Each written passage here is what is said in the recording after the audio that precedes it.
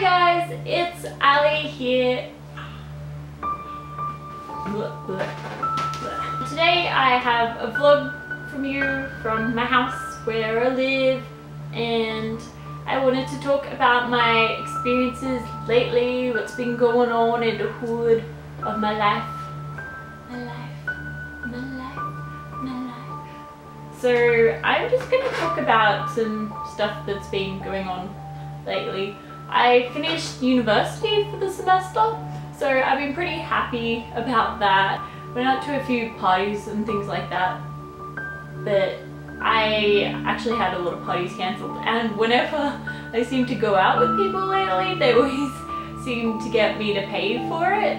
Like today I went out with my friend and it was great. I was really happy to see her, and I just had to pay for it because you couldn't split the bill, and because we ordered one of those deals, then it ended up being 25 bucks, and I'm like, ugh. And then my other friend wants me to pay for this, you know, those escape the place, like escape the haunted mansion where you have to solve puzzles. I've never been. I'm actually really excited, but money is so tight, and I'm going to get into why. Well, on Friday I went and I got a tattoo from my local parlour. The girl there was really nice. She's been tattooing for like a year or two, so that was okay. I mostly just chose it because I like that place for one. For two, she just seemed really cool, and three, like, I wanted the design. It's a really big tattoo that I got on my thigh. I'll show you a few pictures of it, but I did find a few problems with it, and I just wanted to talk about my experience getting that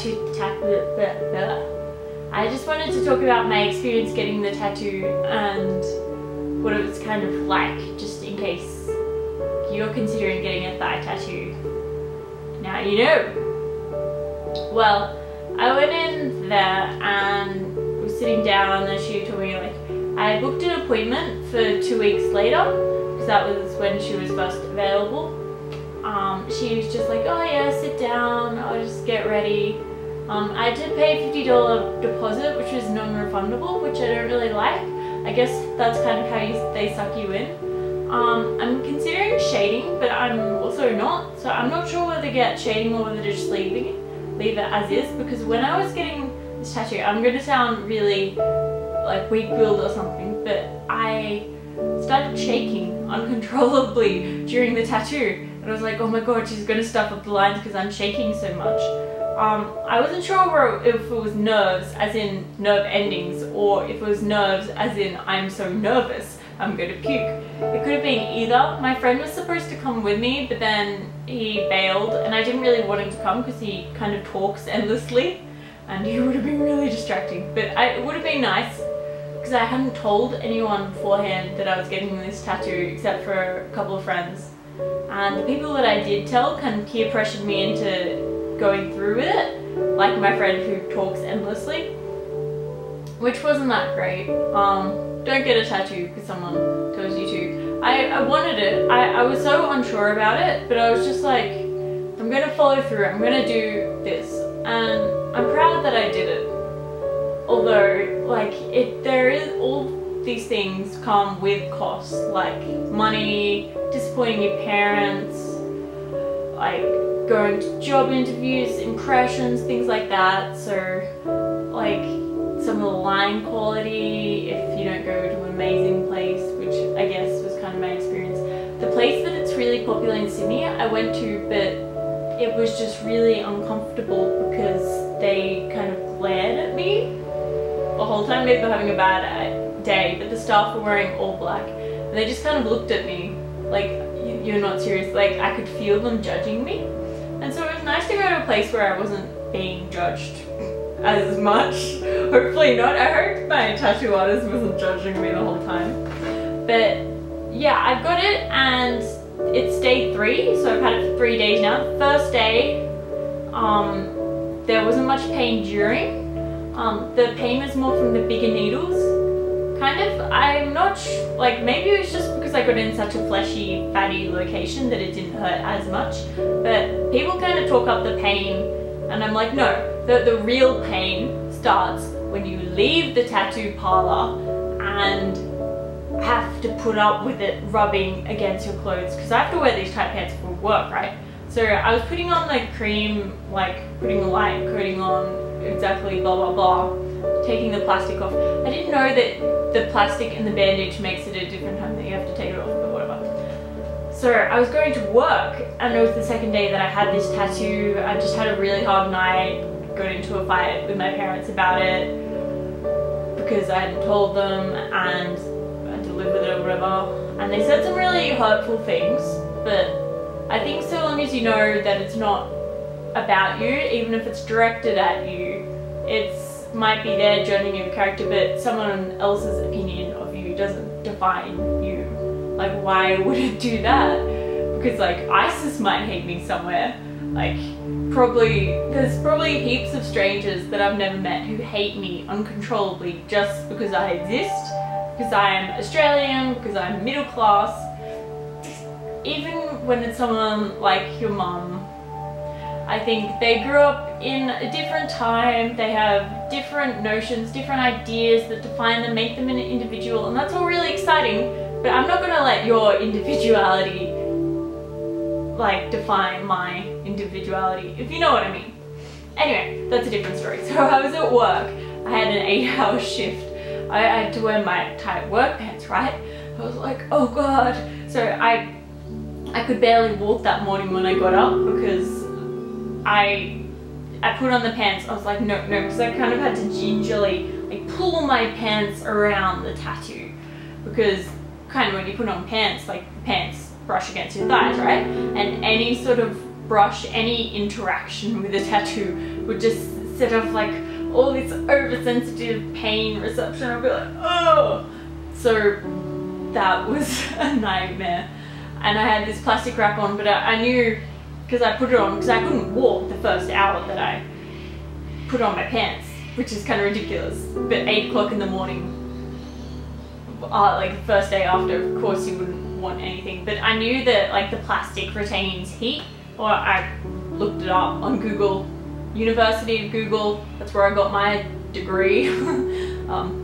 So I looked it up on Google, and the heat makes your tattoo like more likely to get an infection, so it's good for the first hour or so, but then you're not meant to put one back on. But I put one back on because I was like, there's no way I'm walking from here to this station in a pair of pants with my tattoo really sensitive like this. So I got to work, and I knew that if I kept the plastic wrap on, then it would be really uncomfortable, because like it wouldn't be uncomfortable, but it would be, I knew that if I kept the plastic wrap on, then it would get really hard because it might encourage infection. So I took it off and I put on some benzopen cream or whatever it is. I don't know how you say it. The benzopen? The cream with ben in it and pen in it. And then words. Like, why is it that creams have such exotic, complicated, artificial names? They couldn't just call it cream A, cream apple, cream whatever. They couldn't just give it a normal, like, they could make up a word, but not a word that looks terrifyingly long and hard to pronounce. Why do they do that? Like, I like the brand names. In my opinion, every scientific name of cream should just go by the brand name. They should just reformat all of them to still make sense scientifically, but go by the brand. So much easier. Anyway, that's just my opinion. So I was wearing these pants, and I was standing at the ticket gate because I work at the movies, and I was like, ooh, I can't move from this spot. If I walk, my pants will brush against my leg, and that can't happen. So I stood there at the ticket gate for 3 hours as per my job description, and anytime, well, people came in after about the 4th hour, my fellow staff members, a bunch of 12s, so I going in there and I had to clean cinemas because they were like, oh, we'll give you a break from standing at the ticket gate. I was like, no. They were like, oh, we'll give you a break. So eventually I had to take a break, otherwise I would have had to explain to them why I wanted to stand at the ticket gate. No one really wants to do that, it's really boring. And really, like, where's the bathroom? Up the end, on your left. Where's the cinema? It's second on your right. Work. I was in agony having to crouch down on the floor and feel my thighs burning. So I got home and I was like, oh no, I've destroyed it.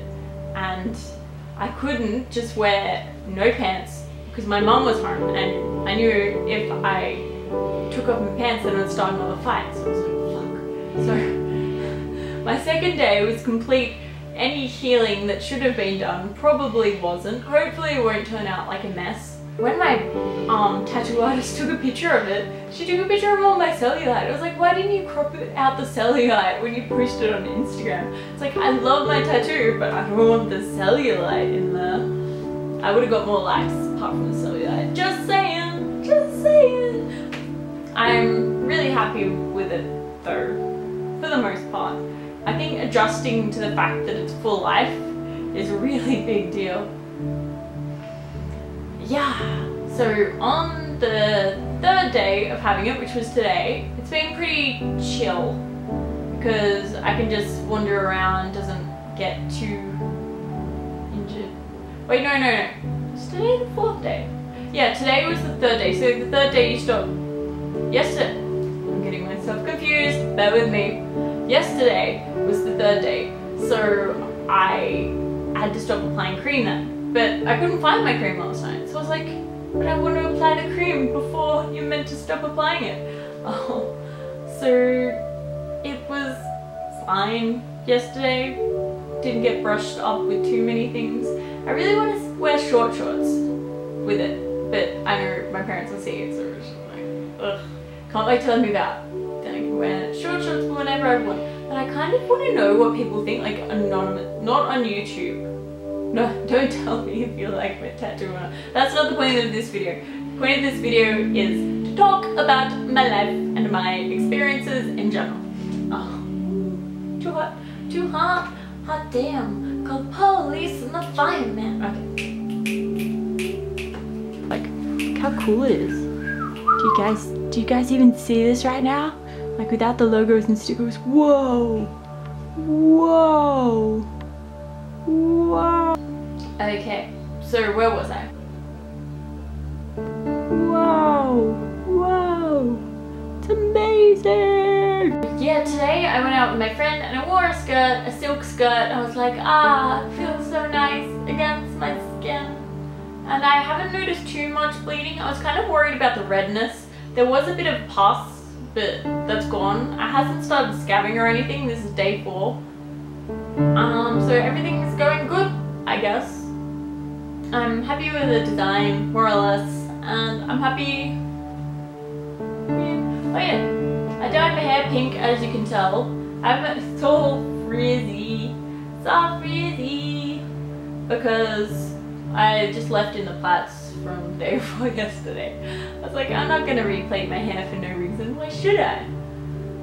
I've been trying this new braiding style. You can't see it because it's been in so long. Where you just braid from the outside and you don't braid from the in. It's kind of like a fishtail kind of braid. I think it looks cooler than just 2 normal braids. But that's just me. It's just me, my opinion. It's been really hard matching. I don't know how these beauty bloggers do it when they match their hair to their eyebrows. I can't. How do you do this? So since uni is over, I've been applying for a lot of internships. Haven't got any, so I'm kind of stuck at home, working casually at the movies. Like, oh, it's Christmas coming up. It'd be nice if I could get my internship before my degree finishes, because I needed to finish my degree. And yeah, I need to get an internship so badly. So I'm going to a career course at my uni on Tuesday. Hopefully that'll help with it. And today, me and my friend went out to get, I don't know, to get lunch, and it was exciting because